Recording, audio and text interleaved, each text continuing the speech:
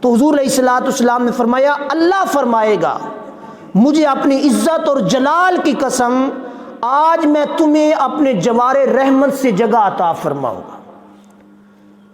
اور انہیں رحمت سے دور کر دوں گا۔ اور پھر آپ صلی اللہ علیہ وآلہ وسلم نے آیت مقدسہ قرآن مجید کی پڑھی، فرمایا والذین فی اموالہم حق معلوم للسائل والمحروم، فرمایا اغنیاء کے مال کے اندر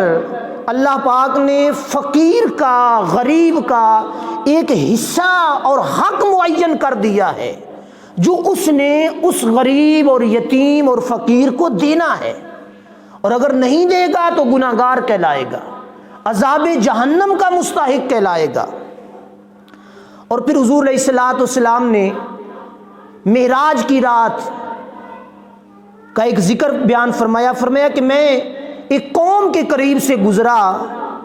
جن کے آگے اور پیچھے گوشت کے ٹکڑے اور چیتھڑے لمک رہے تھے، تو میں نے جبرائیل امین سے پوچھا جبرائیل یہ کون لوگ ہیں؟ یہ جن کی آگے اور پیچھے، جن کی پیشانی پر، جن کی پیٹھوں پر گوشت لٹک رہا ہے، یہ کون لوگ ہیں؟ اور پھر ان کی دوسری کیفیت بیان فرمائی کہ جہنم کا بدبودار گھاس وہ جانوروں کی طرح چر رہے تھے، جس طرح جانور ہماری گائیں بھینسیں یہ گھاس چرتی ہیں زمین پر، اس طرح وہ بدبودار گھاس ہوگا دوزخ کا، جہنم کا،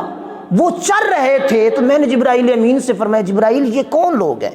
تو جبرائیل امین نے عرض کیا یا رسول اللہ صلی اللہ علیہ وسلم یہ وہ لوگ ہیں جو اپنا مال جمع کر کے رکھتے تھے اور اس کا صدقہ اور زکوٰۃ نہیں دیتے تھے، اور انہوں نے خود اپنے لیے اس عذاب کو پسند کیا ہے، انہوں نے خود اپنے لیے یہ سخت ترین عذاب پسند کیا ہے۔ تو حضور علیہ الصلوۃ والسلام نے فرمایا امت کو کہ میری امت اپنے مال کو جمع کر کے اس کو اپنی ملک نہ سمجھ لینا، اگر رب وحدہ لا شریک نے تمہیں دیا ہے تو اس میں سے غریب، یتیم اور مساکین کا حصہ ہے، اس کو ضرور بر ضرور نکالنا ہے۔